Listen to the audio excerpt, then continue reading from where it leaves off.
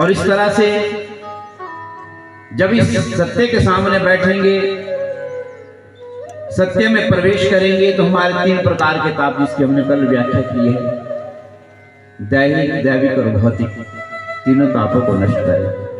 पहले जीवन में सत्य को भी अपनाना। 3 चीजें छोड़ी, 3 चीजें प्राप्त हुई। अब सत्य का सहारा भी लेने को कह रहे हैं बाबा, जीवन में ज्यादा से ज्यादा सत्य। अब देखिए, ये जो आपके सामने सदग्रंथ है, भगवान की मांग में मूर्ति, बोलते जब इसको रचा गया, रचने के बाद जब सुखदेव महाराज की इसमें चौंच लगी, मुख लगा, तो रस से भर गए। कैसे भरा? रस से भरा।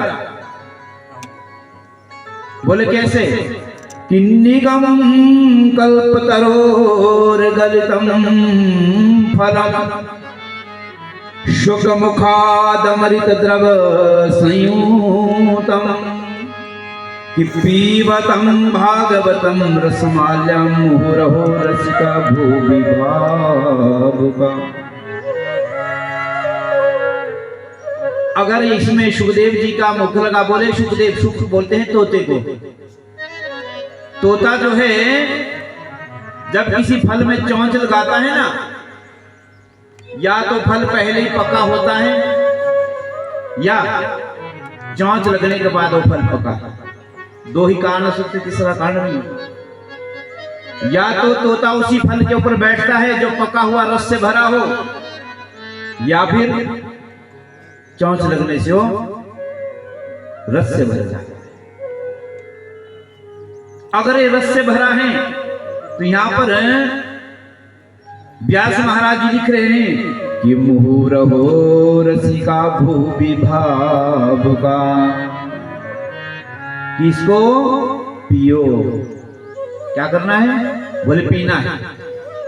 अब पी तो आप लोग नहीं रहे हैं, मैं सुना रहा हूं, आप सुन रहे हैं, तो गलत लिखा ना यहां पर।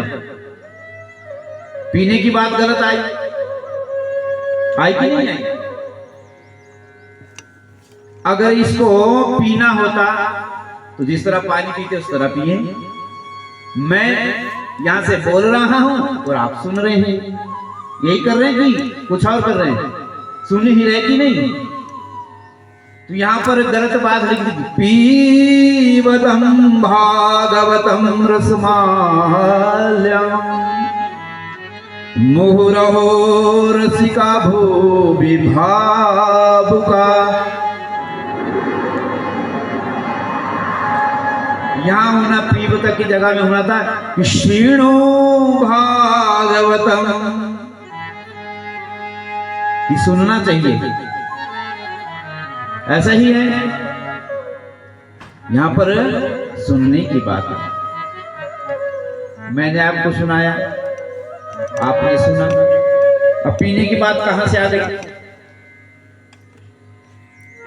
बोले महाराज जिन्होंने सदग्रंथ को रचा तो गलत तो नहीं लिख सकते।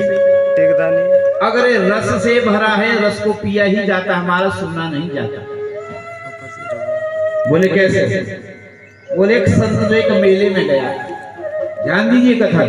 एक संत जो है मेले में गया, वहां पर उसने क्या किया? 2 मूर्तियां बनाई,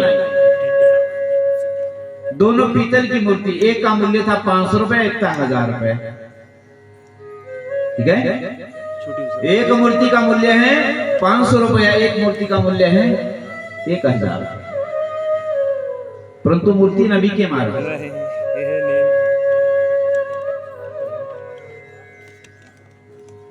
साधु कह रहा है और संत कह रहा है मूर्ति की पहचान करो, ले जाओ। पर एक बात है, दोनों मूर्ति एक समान बनी है, उसमें जो मटेरियल लगा है ना बनाने के लिए, एक समान लगा है, कोई इसमें मिलावट नहीं दोनों मूर्तियों। ये भी पक्की बात है। पर हाँ, परीक्षा करो और ले जाओ। अब दोनों मूर्ति एक समान है, आप कौन सी मूर्ति लेंगे? 500 रुपए वाली लेंगे या 1000 वाली? कोई मिलावट मूर्तियों में नहीं है, परंतु मूर्ति का मूल्य 500 रुपए का है, 1000 रुपए की। कौन सी लेंगे ज्ञानचंद जी? 500 वाली रतनलाल? ये तो 250 वाली। हाँ जी, पीछे 250 कितनी वाली लेंगे? 500 वाली सभी लेंगे। जो 500 वाले ऐसे हाथ करो। 1000 वाले अब ऐसे करो, ज्यादा पैसा है रतनलाल जी हैं। 1000 वाले भी है, 500 वाले भी है। 500 वाले ज्यादा है। तो सायंकाल का समय हो गया, सायंकाल समय व्यतीत तो हो गया। एक साधु और वहां से निकला और उस साधु ने कहा, बोले महाराज आपकी मूर्ति है। बोले महाराज सुबह से बैठा हूं, एक भी नहीं बिकी, आप पहचान करो और ले लो।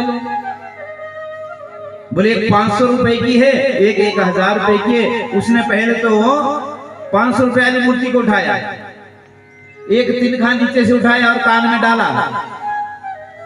अंदर ऐसा छिद्र था कि एक कान से तिनका डाला, दूसरे कान से तिनका बाहर। ये हुए 500 रुपए। दूसरी मूर्ति को उठाया, अब दूसरी मूर्ति में जब तिनका डाला ना तो बाहर नहीं निकला महाराज। अंदर ऐसा छिद्र था कि वो अंदर चला गया। अंदर ऐसा छिद्र था जो तिनका बाहर नहीं निकला महाराज, वो तिनका अंदर चला गया। बोलते जिस चीज को हम सुनते हैं एक कान से सुनेंगे, दूसरे कान से बाहर, परंतु जो 1000 वाली मूर्ति है, जो जिस चीज को पिया जाता है वो हमारे अंदर चली जाती है। और जो है ये जो कथा को पिएगा, यहाँ पर बाबा जी लिखना चाहते हैं, जो इस कथा को सुनेगा नहीं बल्कि पिएगा, वो इस कथा को समझ सकेगा, सुनने वाला नहीं समझ पाएगा। अब 500 रुपए वाले कितने हैं? 1000 वाले, 1000 वाले समझ। यही तो दुनिया का दस्तूर है हमारा, बदलते बहुत जल्दी है, बदलते बहुत जल्दी है। प्रेम से बोलो। इसलिए कहा है कि पीबतं भागवतं रस समानयम् सदा सेव्य श्रीमद्भागवती वार्ता यस्या श्रवणमात्रेण हरिचितं समाचरेत्। जो सदा